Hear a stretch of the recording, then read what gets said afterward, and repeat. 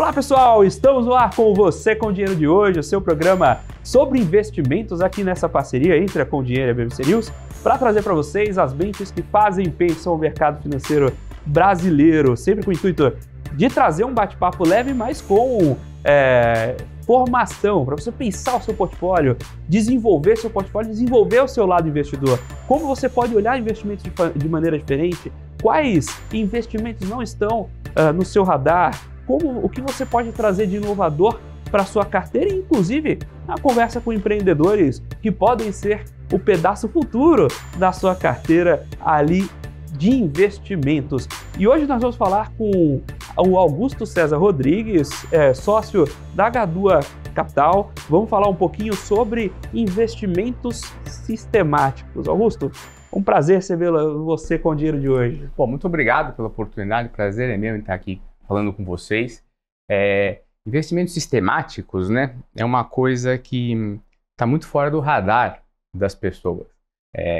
As pessoas, elas não associam essa expressão sistemático com um estilo de investimento. E para explicar um pouco isso, eu acho que é legal se a gente falar, primeiro, como é que a gente chegou aqui, como é que a gente chegou nessa forma de investimento, e aqui eu tenho uma dificuldade. O Luciano da Vanguard, ele veio aqui, fez uma apresentação muito boa sobre investimento fatorial, que é uma outra maneira de chamar o sistemático. Aí quando eu vinha para cá, eu falei, pô, e agora, o que eu falo? Eu falei, bom, já que ele já falou do miolo do tema, deixa eu falar um pouco do contexto em que isso se insere, aí a gente vai ser um pouco mais abstrato, falando de finanças comportamentais, teoria dos mercados eficientes. Depois de eu fazer essa introdução, o miolo ele já deu, aí eu posso falar do como fazer, né? O que de fato a gente olha para quebrar um pouco esse black box, né? Falando, ó, tal coisa é assim, tal coisa é assado, para dar uma concretude maior. Mas vamos lá, né? A gente chegou até aqui, eu posso dizer, pela curiosidade, pela vontade da certeza e pelo não gostar de perder dinheiro. Essa aí é uma coisa que nós temos em comum. Isso é bom. Boa característica, porque olha, a gestora, o nome completo dela é Mint Gadua Capital. A gestora foi fundada lá em 2009 pelo meu sócio, Cássio Beldi, e ela nasceu com um clube de investimento dele, que depois virou fundo, que já tinha, naquela época, em 2009, a gente está falando de 15 anos atrás, um foco em investimentos sistemáticos fatoriais. Eu vou chegar depois no que isso é. Tá? A gestora cresceu, se desenvolveu, começou a investir em educação. Hoje, ela, junto com outros sócios, controla a Baema, que é uma companhia aberta de educação, mas sempre existiu pelo menos um veículo, né? Existem mais veículos, mas esses são fechados, para investimentos sistemáticos em ação.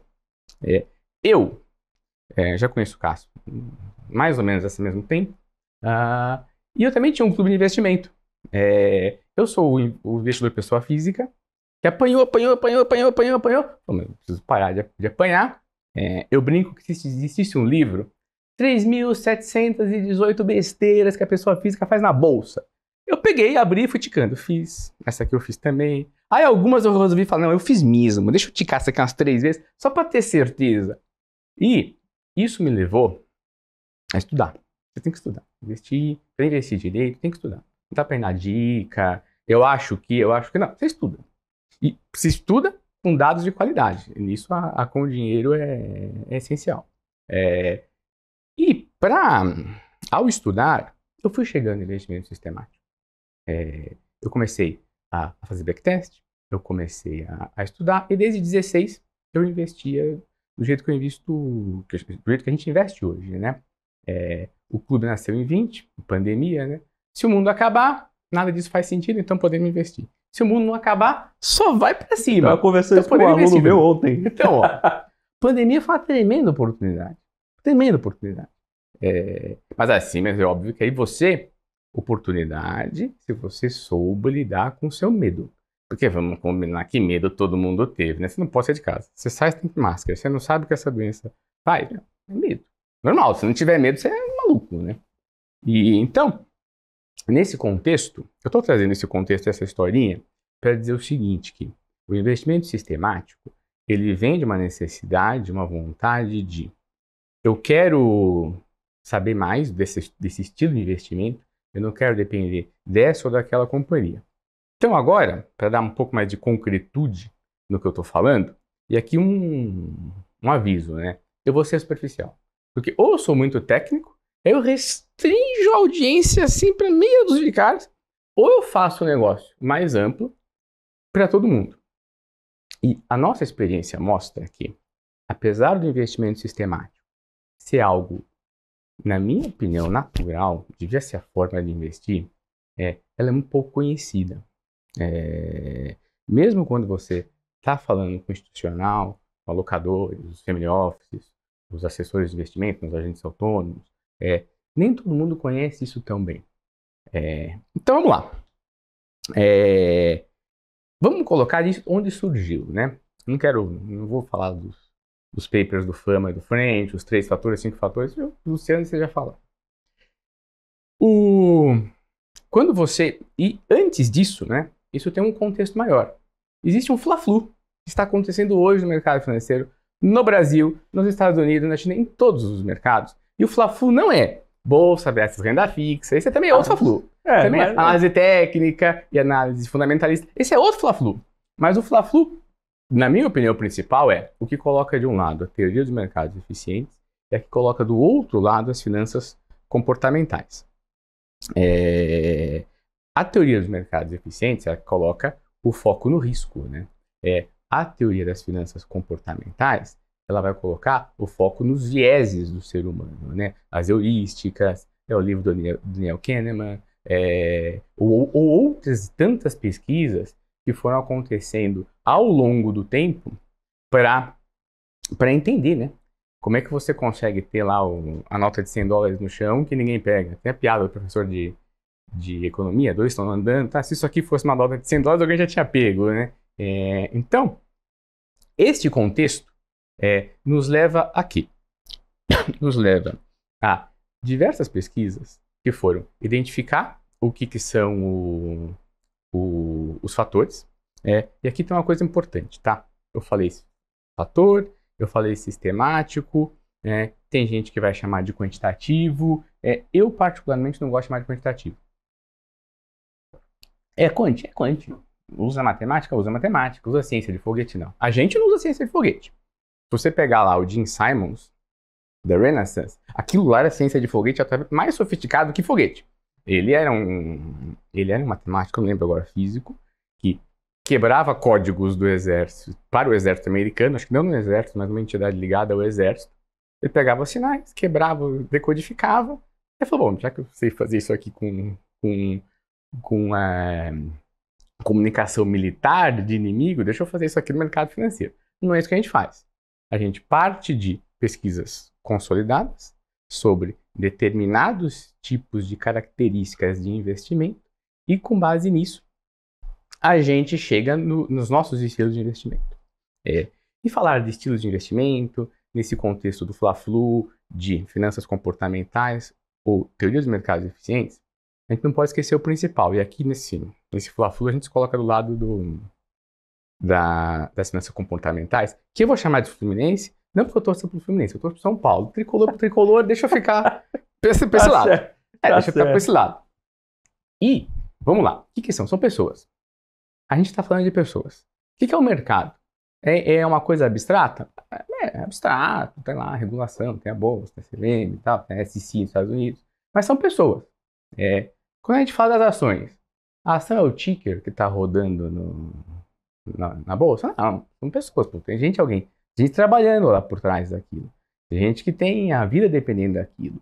Seja em todo o campo, seja do CEO, a alta diretoria, média gerência, chão de fábrica.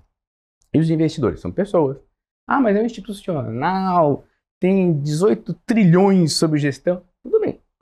Aquele dinheiro é de alguém, tem alguém que vai usar aquele dinheiro, se você pensar no tem alguém que está tomando aquela decisão. Exatamente. É tudo pessoas. Então, quando você traz para as pessoas, você também explica uma outra coisa que volta e meia nos perguntam, que é, vocês vão investir em ação no Brasil, mas a bolsa, ela perde dos CDIs? Olha esse gráfico aqui, você vai ver como o CDI deu. Eu vou falar, a resposta é sim, vamos investir em bolsa no Brasil. Não só no Brasil, mas esse é outro papo, depois eu falo. 2, bolsa não é Ibovespa. Por quê? Porque se você pega, faz uma pesquisa, não precisa nem ser tão sofisticada, de ver outros tipos de carteiras vis-à-vis o CDI, você vê que o CDI ele apanha como deveria apanhar, que é normal. E por que eu estou trazendo isso de novo? Para falar de pessoas. Ter a equity, né? Desculpa usar a expressão em inglês, mas você está lá na última linha de um balanço, aquilo tem que ter valor. Tem que ter um valor acima da dívida. Porque aquilo necessariamente tem mais risco. A lógica das finanças corporativas, qual que é? O último da fila para receber o dinheiro numa hipótese de liquidação é o acionista. Você paga primeiro os credores, aí você tem lá os privilégios da legislação falimentar, você paga... No último da fila dos credores está o quirografário, mas o que mais apanha é o cara que está no último, que está com a ação ou com a cota, no caso, uma limitada. Então, isso tem valor. Isso tem valor. Se você é uma pessoa inclinada a olhar para o valor do negócio, que aquele negócio está gerando um valor de algum jeito, você vai entender que o equity tem que ter valor. E pesquisa, mesmo no Brasil, mostra aqui que se você tem uma carteira de investimentos em ação, cujo foco não é o Ibovespa, ela no longo prazo ela tem uma performance melhor. Mas vamos lá. Eu já falei agora do que eu estou falando de introdução, né, do fla-flu dos mercados, teórico e prático dos mercados. Já falei aqui que eu estou no campo das finanças comportamentais e falei aqui de uma coisa muito importante para a gente frisar, são as pessoas. Nisso, como é que uma pessoa ela consegue se beneficiar dos fatores, né? A gente fala prêmio de risco, mas aí você tem a situação da baixa volatilidade, em que não é um prêmio de risco exatamente, porque ele é mais retorno com menos volatilidade. Ele buga, né, a cabeça do... Ele buga, se você pensa só com os mercados eficientes, dá uma bugada. Ele fala, não devia existir, né? Aí recebe uma anomalia.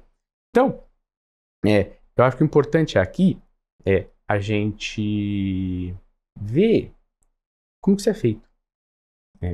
E como que isso é feito na prática.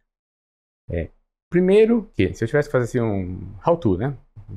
Como fazer, né? Como fazer, montar um fator para chamar de meu, né? Você vai ter que analisar muito dado. Sim. Para começar,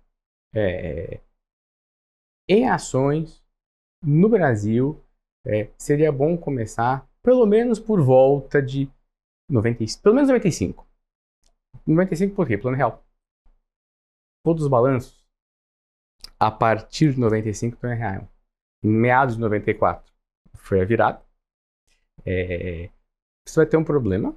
Você vai ter um problema que é pouca companhia. Depende de como você monta o seu fator. Não, e eu até forçaria um pouco mais a mão, começaria em 2002, que é quando a gente só tem uma bolsa.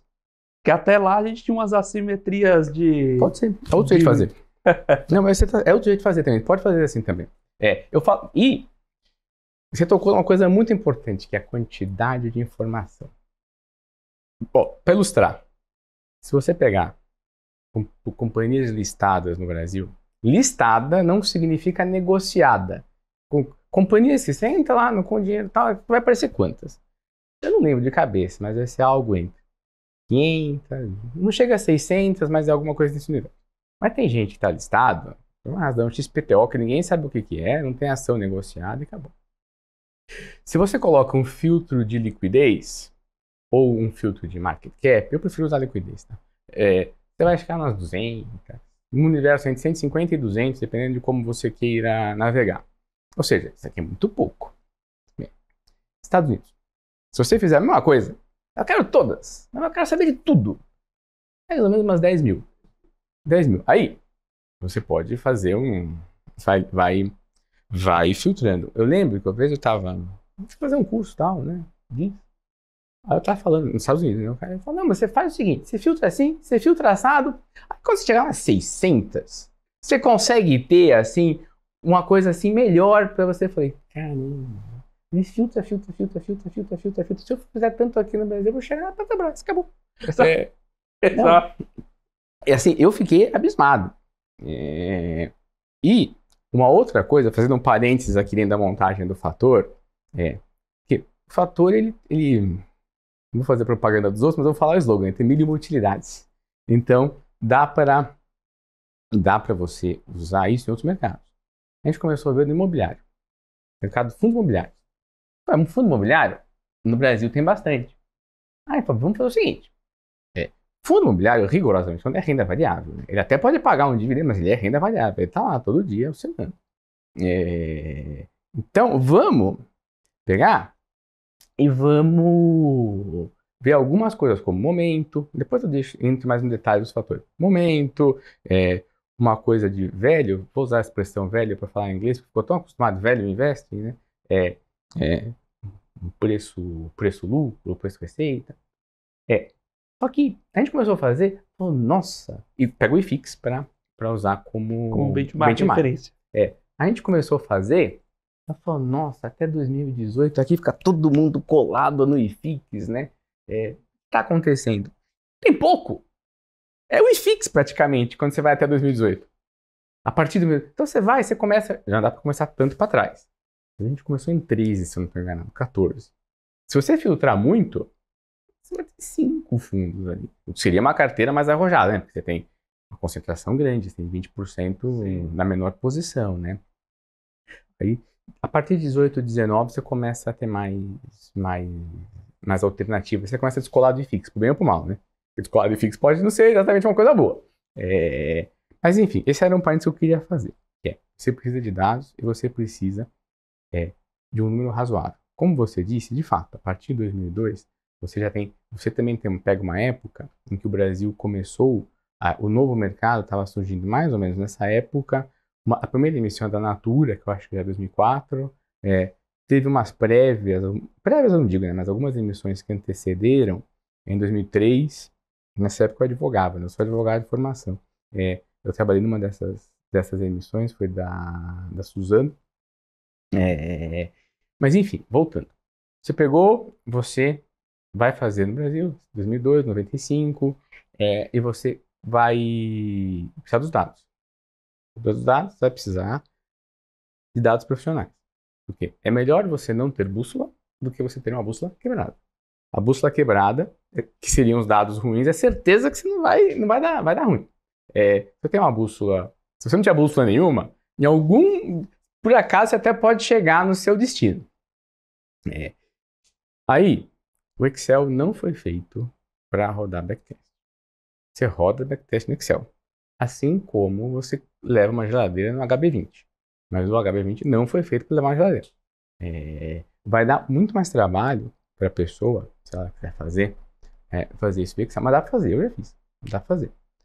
Mas ela vai ter um belo de um consumo de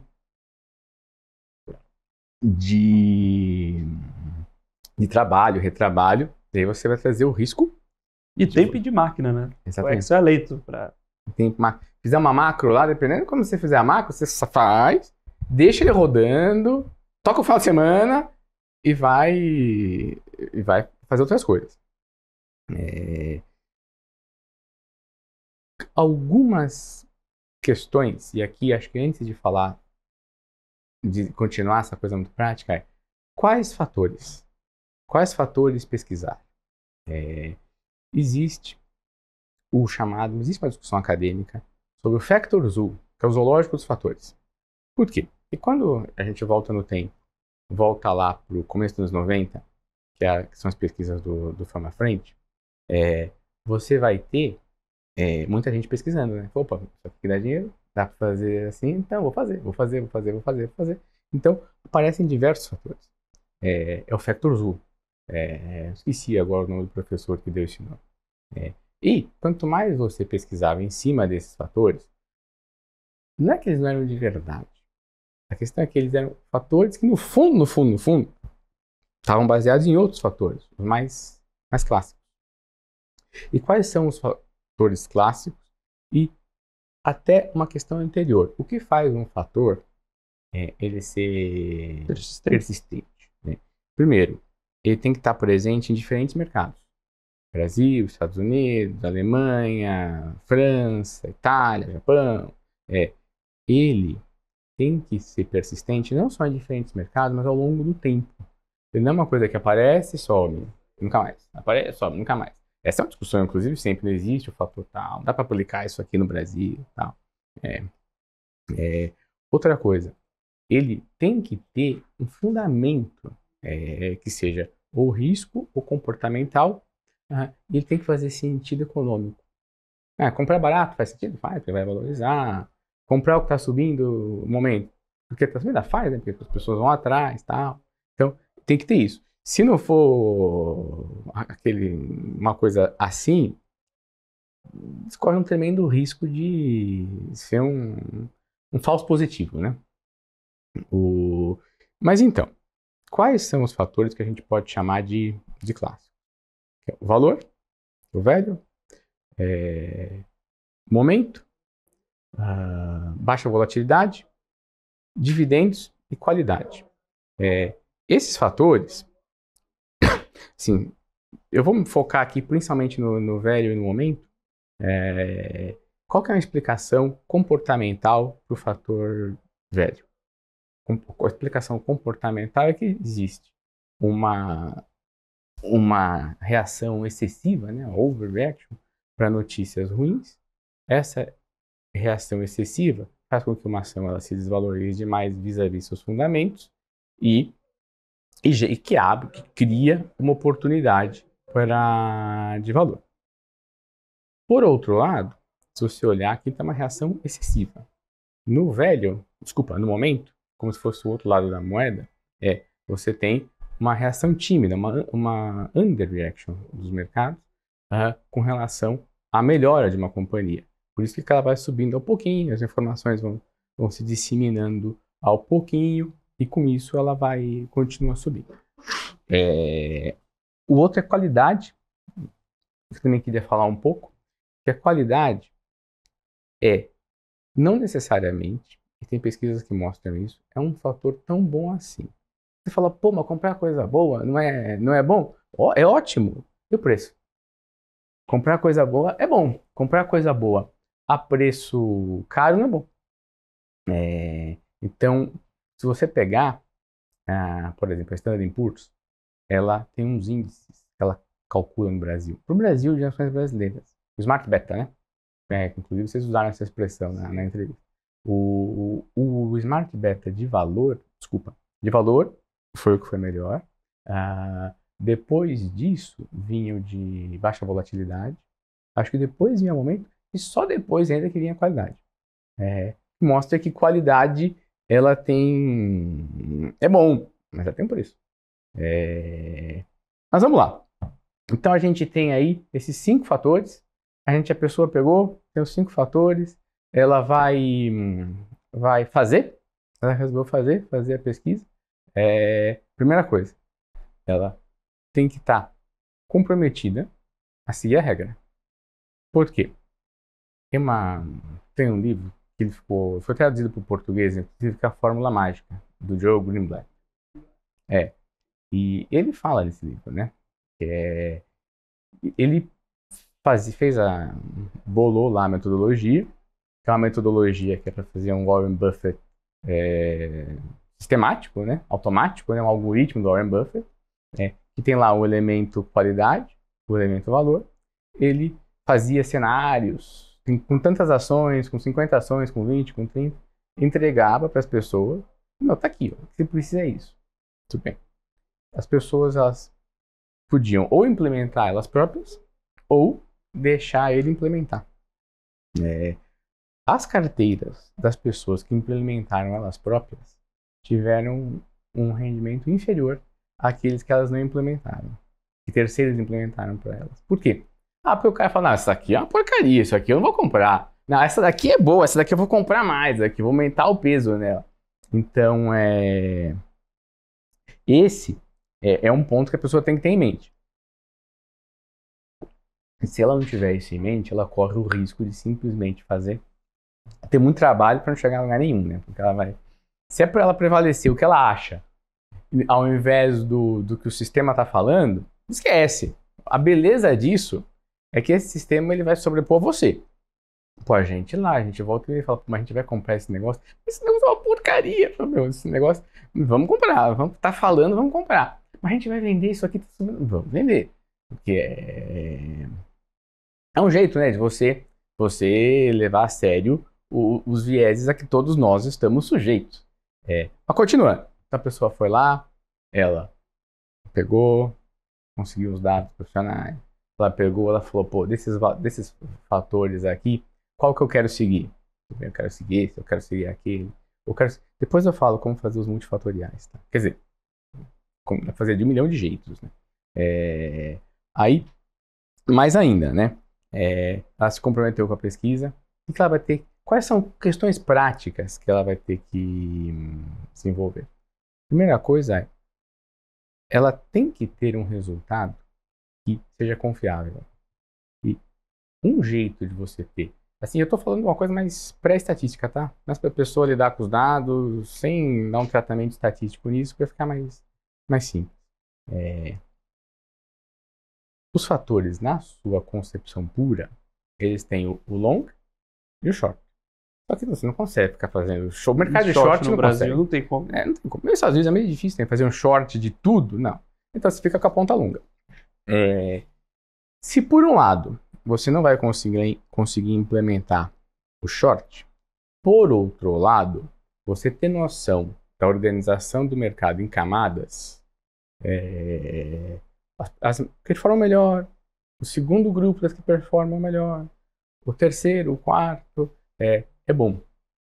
Por quê? Porque esta performance em camadas, ela é o que te mostra que faz sentido aquela característica que você está isolando como determinante de uma performance superior. Não adianta ir rigorosamente falando, backtest não é para comprovar ideias. Backtest é para jogar a ideia fora. É para você falar, não, mas isso aqui não faz sentido, esquece. Essa outra não faz sentido, esquece. Isso que é o importante do backtest. Até dar um passo para trás aqui. Backtest nada mais é do que você pegar, bola um tema que você acha que faz sentido. Se eu tivesse feito isso a partir de 95, se eu tivesse feito isso a partir de 2002, o que aconteceria? E tem que tomar um cuidado que quando a gente tem uma abordagem sistemática, isso é uma coisa que pode virar facilmente um ETF, né? No Brasil vai virar. Não é uma questão de ser, é uma questão de quando a gente vai ter tudo isso como ETFs no Brasil, o que vai mudar a forma de gestão. Agora, os ETFs, eles costumam ser chamados de gestão passiva. Não é gestão passiva. Eu não gosto desse nome. Gestão passiva é você seguir o Ibovespa, é você seguir o IFIX. É você seguir o índice que não tem por pretensão gerar retorno excedente. Ele tem por pretensão ser amostral. Se ele pretende ser um índice que gera retorno excedente, por definição ele já é ativo. Exato. A questão é que você não fica mudando toda hora. Fala, agora eu quero isso, agora eu quero aquilo. Não. Exatamente. Por isso que eu não gosto dessa expressão. Ela pegou, algum marqueteiro botou lá o Smart Beta, que é mais fácil de vender. Mas sabia que isso dá uma bugada em alocador? Sabe por quê? Porque o alocador fala, tá, mas eu coloco você onde? No alfa ou no beta? Tá. Isso tem A gente chegou a escutar isso. Porque o cara fala, tá, mas vocês são... Meu, eu acho a resposta você já percebeu, né? Qual que é, mas deixa ele responder. É sério isso. Isso dá essa bugada. Mas voltando. Então vamos lá. Eu estava falando aqui do que é altamente... Dá para virar ETF. Tava falando como faz. Tava falando dos... vamos lá, lembrei.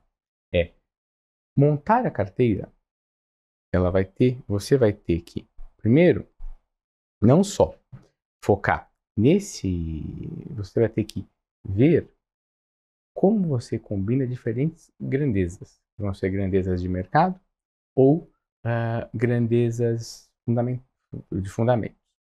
E aí a gente entra num ponto em que esse tipo de investimento sistemático, ele não é nem a análise técnica clássica, nem a análise fundamentalista clássica. A análise técnica, a gente usa elementos de análise técnica. Low vol. Low vol, mas a empresa ela é de baixa volatilidade, a empresa é de low vol. Análise técnica, você está vendo pouca volatilidade. Momento você não sabe se está comprando, está subindo porque está subindo. Análise técnica. Em termos puros, análise técnica é aquilo que precede de fundamento. Análise gráfica, ela é uma área da análise técnica, mas ela tem um problema, né? Altamente subjetivo, né? Como se interpreta um gráfico. Eu não sou muito fã.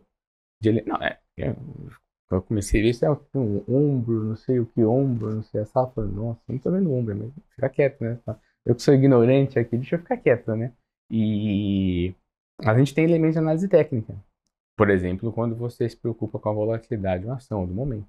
E você tem elementos de valor que eles são fundamentalistas. Por quê? Porque eles levam em consideração algum fundamento, mas eles também levam em consideração o preço. O preço-lucro, por definição. Claro. E você tem momentos que você só olha os fundamentos, por exemplo, qualidade. Quando a gente está falando de qualidade, a gente está falando só de olhar a companhia, de como ela funciona. ROI, retorno, exatamente. Lucro sobre PL, não tem artifício nenhum de preço. Uhum. Exatamente, não tem artifício nenhum de preço.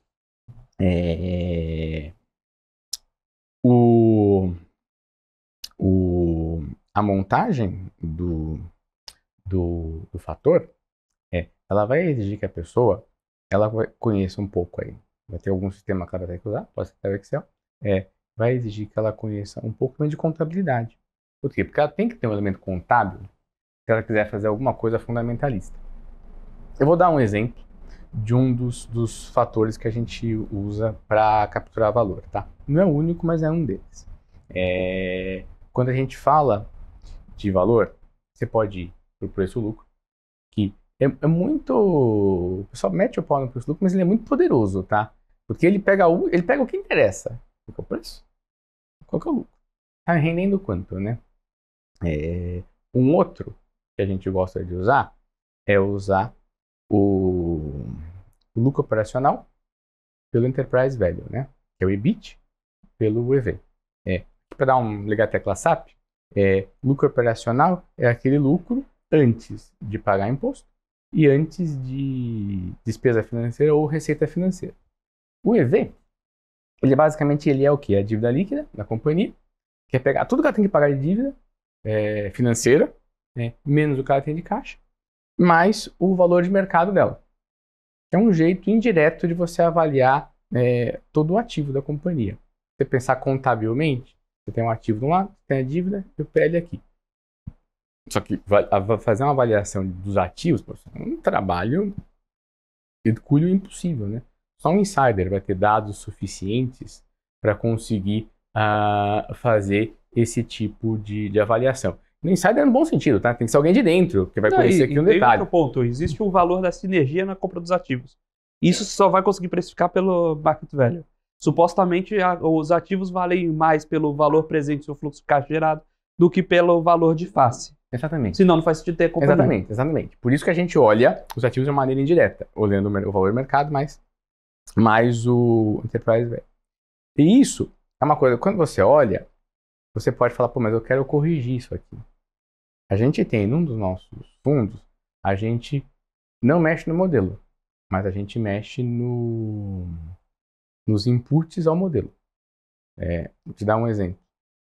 Quando a gente teve a decisão do STF sobre o ICMS na base PIS/COFINS, todo mundo reconheceu aquele resultado. Tá certo? Tem que reconhecer.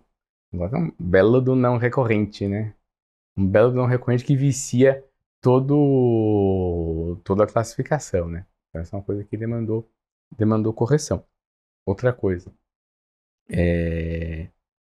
o aluguel. Aluguel hoje, o leasing, ele entra no ativo do outro lado, no passivo também, né? Sim, sim. É a dívida financeira. Tem companhia que não coloca como dívida financeira. Aí você tem que reclassificar. Isso mexe, quando você faz uma relação na EBIT Enterprise Value, vai mexer nessa relação. Então, esse é um tipo de coisa que a pessoa ela vai ter que saber que, quando ela está fazendo um backtest puro, ela vai viver com várias imperfeições. Depois, na hora de implementar, aí ela até pode, de fato, corrigir. Mas ela vai ter que ver com essas imperfeições. E ela vai ter que conhecer contabilidade minimamente para saber o que eu tiro daqui, o que eu boto ali, como é que eu construo isso. Não bastasse isso, ela tem os dados, ela sabe quais grandezas que ela vai olhar, vai pegar o preço, vai pegar a volatilidade, vai pegar o beta, se quiser. Ela tem que decidir, por exemplo, quanto tempo eu vou ficar com este papel? Qual que é o tempo de permanência desta carteira? Essa é uma carteira que vai girar mais ou é uma carteira que vai girar menos? Carteiras baseadas em fundamentos, elas deveriam estar casadas com as datas de divulgação das informações financeiras. Problema. A informação financeira do final do ano, ela sai muito próxima quando você já divulga o primeiro TRI. Tem que sair lá. Você sai praticamente, você tem que ter o primeiro TRI, fecha em 31 de março. Tem um chorinho para divulgar, mas nesse meio tempo você foi divulgando as do ano anterior. Então é um período em que nem todas as frutas que estão na feira estão frescas. Tem informação nova ou informação velha. Outra coisa que a pessoa vai ter que ver como é que ela lida com isso, como é que ela lida com esse período de informação. Terceiro ponto agora, se for uma grandeza unicamente de mercado, se a pessoa estiver vendo só volatilidade, ou se ela estiver vendo sobre volatilidade, que nem eu tanto que se aplica a isso, mas momento, ela pode e deveria fazer uma carteira que gira com mais regularidade. Pronto. Então ela decidiu o quê? Quanto que ela vai ter, ela decidiu. Que ela vai investir em ação, ela decidiu o período, ela decidiu o fator que ela vai seguir, e depois disso ela decidiu o quanto ela vai ter de cada ativo.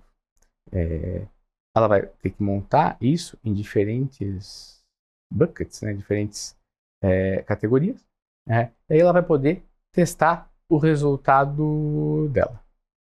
Depois de testar o resultado dela, o que ela deveria no mundo ideal? No mundo ideal, ela deveria entender o que levou àquele resultado. Vai ter os outliers. Ela vai ter situação, se ela colocar muito small cap, que ela vai ter algum nível de outlier naquele backtest. Ela deveria limpar isso do backtest para ela não viciar o resultado que ela tá tendo. Isso tudo, como você percebe, não é nada trivial. Não é nada trivial para uma pessoa fazer, para uma pessoa manter a fé nesse tipo de investimento. Tá? Então, a pessoa, depois que ela fizer tudo isso, ela vai ter que olhar no espelho e ela vai ter que falar, eu vou encarar esse negócio. É isso que eu quero mesmo? E ela vai ter que ter em mente que, se for para ela fazer, ela vai ter que manter isso daqui, né? Ela vai ter que ter disciplina, vai ter que seguir e vai ter aí um belo trabalho de não cair em tentação. Porque ela vai ter sempre aquele momento que ela vai achar que alguma coisa está errada, ela provavelmente vai cair em ações que ou não tem graça, ou tem graça demais e ela não tem coragem em tê-las, depende do perfil. Então acho que isso é uma coisa muito importante, né? Para aquele que quiser encarar, fazer ele próprio, ter isso em mente.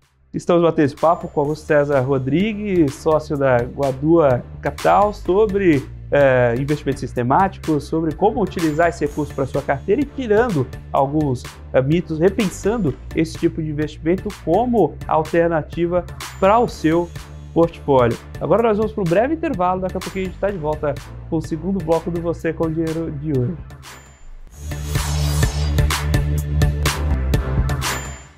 Olá pessoal, estamos de volta aqui para o segundo bloco do Você com Dinheiro de hoje, com a participação do Augusto César Rodrigues, sócio da Guadua Capital, falando um pouco sobre investimentos sistemáticos, sobre como você pode usar esses recursos na sua carteira para pensar seu portfólio de investimentos. A gente comentou bastante no primeiro bloco, tanto sobre o macro, que é a constituição desses fundos, qual a aplicabilidade deles, mas também como formatá-los.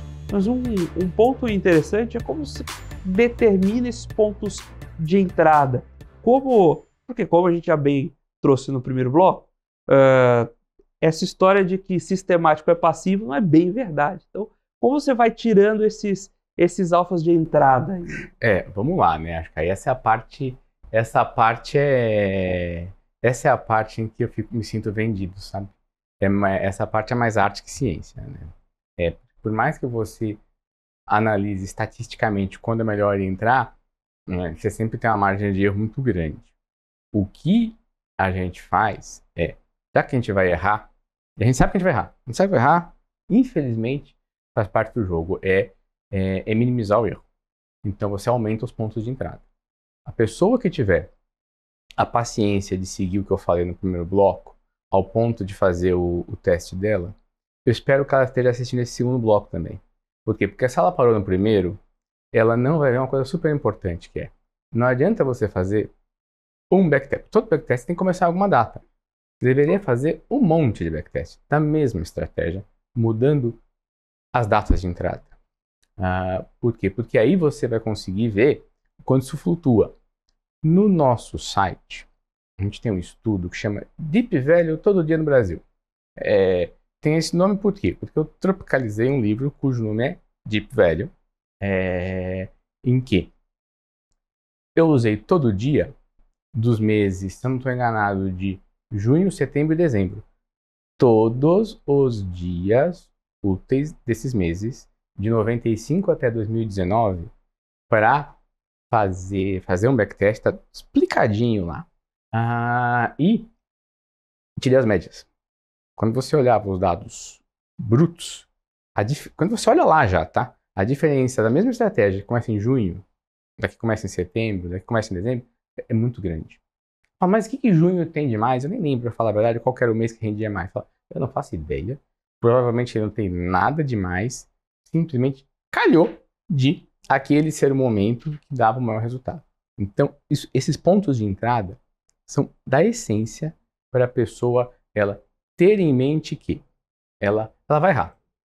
Uma coisa que eu gosto do sistemático, eu falei no começo, né, que foi apanhando e perdendo dinheiro, coisa que eu não gosto, que me levou a isso, eu vou ligar, é o gosto pela certeza e estar numa situação em que o erro faz parte.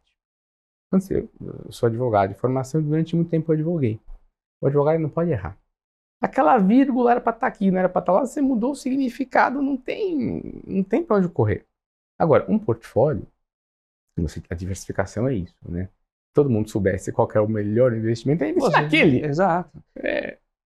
Você não sabe. Então, quando você faz um investimento sistemático, você meio que você traz o erro para dentro. Fala, olha, eu sei que algum de vocês aí é uma bela porcaria, mas eu vou trazer vocês para dentro porque eu posso estar enganado. Então, isso é uma coisa importante. A tolerância para a perda é uma coisa que a pessoa tem que ter. Porque não adianta ela achar que ela vai selecionar as melhores ações. Ela não vai. E ela tem que ter em mente também quem está no mercado brasileiro. O mercado brasileiro, ele é um mercado pequeno. A gente comentou no começo, né? Quantidade de ações aqui vis-à-vis Estados Unidos. A gente comentou também o quão pouco eram os fundos imobiliários, né? Até pouquíssimos anos atrás. E isso vai limitar a criatividade dela. A gente está em uma discussão filosófica lá, que é, quando você escolhe investimento sistemático, você, como eu te falei, né? Você está meio que fadado a seguir aquela estratégia. Você trabalha, você estuda, você tem um puta trampo para montar a estratégia. Depois disso, você segue. Óbvio que você refina, você mexe uma coisa, mexe outra, mas o núcleo duro da estratégia, ele segue, ele tem que seguir, né? Porque senão você não vai estar sendo sistemático, né? E essa nossa, eu digo dessa nossa discussão filosófica que o Brasil está apanhando. A gente pega o dia, os últimos dias, investimento em ação, chegou de eu ter conversas com amigos de amigos, o cara me olhou com uma cara de pena, assim, falou, nossa, coitado, isso aí só sabe perder dinheiro. Acontece, tem até uma frase, tem um livro muito bom, que é o Insustentável Leveza do Ser, o Milan Kundera, e lá pelas tantas ele cita Nietzsche, eu não conheço, não sei alemão para falar isso em alemão, mas ele fala duas frases, na realidade é uma frase só, com duas entonações, ele tem que ser assim, afirmação, para dizer que a realidade é o que é. Ou, questionando, tem que ser assim? Então, a gente, como investidor sistemático, a gente está apanhando no Brasil, a gente fica pensando, bom, você cruza a fronteira, o seu capital é dividido por 5. Então, vamos para as small caps americanas. Por quê? Porque uma coisa dos fatores que a pesquisa mostra que os fatores, eles são muito mais... Então, uma tremenda discussão, fazendo um parênteses aqui, sobre se o small cap ele é um fator em si ou não. Eu não vou entrar nessa outra discussão, essa outra briga eu não quero comprar. Eu vou para o fácil. Para o fácil é que os fatores velho, momento, low vol, todos esses, principalmente velho, tá? Eles performam melhor no universo de small cap. Por isso que é um universo mais disperso. E um universo que as informações são dispersas em quantidade e qualidade de informação. Perfeito. Eu lembro de ter tido discussão com um gestor americano, o cara fala, mas ali é tudo empresa familiar, é o dono que está no comando. Fala, nossa, isso aí não conhece o Brasil mesmo, né? Porque lá, ele estava reclamando disso lá, né? Falou, mas isso é a minha realidade. Então, essa é uma discussão que a gente tem, né? De ir para os Estados Unidos, fazer com que um dos nossos fundos, ou um terceiro veículo ainda, né? Seja um investidor lá, porque você tem mais fator para explorar. Você tem como pegar as nuances dos fatores, além do livro-texto, pela simples razão de que, como eu te falei no começo, são 10 mil ações que você tem lá. Por mais que você tenha que tirar as de balcão, você ainda fica fácil com umas 5 mil, 3 mil, que é um universo muito maior que o brasileiro. Sem dúvidas. E quando você começa a tecer essas diferenças entre o mercado, você vai encontrando também outras diferenças. Então, um ponto que você trouxe muito bom para um fator ser um fator de verdade, você precisa conseguir enxergar eles em diversos mercados diferentes. E muitos dos fatores que a gente começou estudando, quando você rompe a barreira do mercado americano e traz para um brasileiro, por exemplo, ele já se distorce, né? Já vira uma outra realidade. E como é que você compõe esses fatores? Você monta uma estratégia, digamos, multifatores, e esses fatores continuam conversando e aumentando seu potencial. É que tá. Aí, isso, no mundo fatorial, essa é a cereja do bolo, né? Vou roubar aqui uma expressão do Cássio, meu sócio. Os fatores são as frutas. Como você faz a sua salada de frutas ou o seu suco de frutas, aí é outra história. Eu posso dizer, de alguns, a gente tem fundos que são puros no fator, a gente tem fundos que são puro em velho, a gente tem fundos que são multifatoriais, esses eles já oscilam entre velho, momento. Algumas maneiras de fazer isso você pode ranquear as ações, você vai dando uma nota. Você fala, primeiro você faz a régua do que é cada fator, daqueles que você quer seguir. Aí você vai ter um universo de ações e você literalmente vai ranqueando elas nesses fatores. Aí você pode ver aqui vai ter a melhor nota e aí você vai, essa daqui é a melhor em velho, momento, qualidade e baixa volatilidade. Então essa vai merecer uma posição X no seu portfólio. Aí essa outra, nesse mesmo universo, uma posição Y. Ou você roda carteiras paralelas. Eu tenho uma carteira de velho, que são as melhores de velho. Eu tenho as de momento, que são as melhores de momento. Eu tenho as de baixa volatilidade, que são as melhores de baixa volatilidade. Agora eu vou fazer um spoiler. Spoiler da pessoa que pegou. Assim, eu espero que a pessoa assista, porque esse spoiler é um spoiler bom. o Brasil é um mercado pequeno. Então, mesmo que você tenha uma carteira só de velho, ela muito provavelmente vai ter bastante coisa de qualidade. Mesmo e muita coisa de low vol. E vice-versa. Por quê? Porque o que faz, né? É difícil falar isso porque sem ver número, né? Mas que em tese, você tem um overlap muito maior dos fatores. O que faz com que o multifatorial você tem que tomar um cuidado. E aí vem do gosto do freguês, tá? Dá para montar de milhões de jeitos. Para ver quanto que esse overlap ele te ajuda ou te atrapalha. Mas aí é uma outra história. Essa aí é pesquisa hardcore, muito maior para saber onde que você tá acertando ou errando a mão. Maravilha, Augusto. A gente está caminhando para o final aqui do debate já, mas eu queria começar agradecendo, né, pela discussão, pela qualidade e profundidade da discussão, sobretudo. E eu queria fechar com uma provocação e seus contatos, naturalmente. Fica à vontade para deixar os contatos de vocês, como podem encontrar os fundos que estão disponíveis no mercado. Mas fechando com uma mensagem: por que o investidor deveria ter fundos sistemáticos na sua carteira hoje? Porque esse é um tipo de fundo que ele vai ter sido baseado em pesquisa. Esse é um fundo que depende menos de uma pessoa. Esse é um fundo que deveria ter uma previsibilidade maior, porque o fundo é a implementação de uma estratégia que foi testada. Por mais que no teste você não tenha como refletir à perfeição coisas como os custos de transação, o slippage, que é quanto que você vai conseguir variar do preço para de fato entrar. Ele não tem lá taxa de administração. Por mais que um backtest seja muito imperfeito com relação a isso, ele mais ou menos se diz onde está. Então ele te dá um conforto, e aí vem aquela minha questão pessoal, né? Eu gosto de certeza. É óbvio que eu não tenho certeza absoluta, mas eu sei que eu estou direcionalmente. Eu posso não saber se é óbvio que o caminho não vai ser esse. Não vai ser esse. Quem quer esse caminho quer para ele ir. Vai ser assim. Direcionalmente, esses fundos são melhores. Então eu acho que o investidor, se ele gostar daquela classe de ativo, primeira coisa é responder, né? Se quiser entrar naquela classe, no nosso caso são fundos de ação, os sistemáticos têm essa. Eles vêm de um contexto mais previsível. Maravilha. Muito obrigado mais uma vez. Quem quiser encontrar vocês, como pode investir? Então, o nosso site é o guaduacapital.com.br. Lá a gente tem materiais que a gente produz. A gente tem uma missão de educação, né? Porque falar do sistemático, as pessoas têm que saber o que é um fundo sistemático. Quem tiver mais curiosidade sobre esse como fazer o backtest e mesmo em maior profundidade o racional que está por trás disso, sobre o racional pode ler nossa carta, a carta atual, que a gente fala muito disso, esse fla-flu das finanças, sobre o como fazer, o como tem lá o Deep Value todo dia no Brasil, sem falar de outros materiais que a gente tem lá na biblioteca nossa também. A gente também está no LinkedIn, está no Twitter, que eu não consigo chamar de X, Twitter é Twitter. Tem tanto o meu Twitter, que é Augusto CSR77, denunciando minha idade aqui. Acha a gente lá.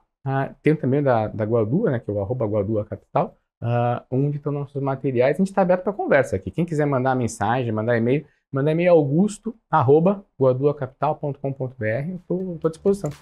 Maravilha, Augusto. Muito obrigado. Muito obrigado, eu que agradeço. Muito obrigado pela participação. Muito obrigado ao Guadu por ceder aqui a participação do Augusto. Muito obrigado a você, telespectador aqui da BBC News, investidor e profissional de mercado, pela sua companhia, pela sua audiência. O Você com Dinheiro vai ao ar de segunda a sexta, sempre aqui no mesmo horário, para trazer para vocês as mentes que pensam e fazem o mercado financeiro brasileiro. Um bate-papo leve, mas sempre com o intuito de tornar o seu portfólio um pouquinho melhor a cada dia. Se você quiser saber um pouco mais sobre a Com Dinheiro, como ela pode ajudar a você e ao seu negócio, mande lá um e-mail para a gente em contato@comdinheiro.com.br, deixe sua dúvida, sua sugestão, seu comentário, inclusive seu feedback aqui sobre o programa e suas sugestões de quem você gostaria de ver aqui na bancada do Você com Dinheiro. Você com Dinheiro de hoje vai ficando por aqui. Muito obrigado e até a próxima.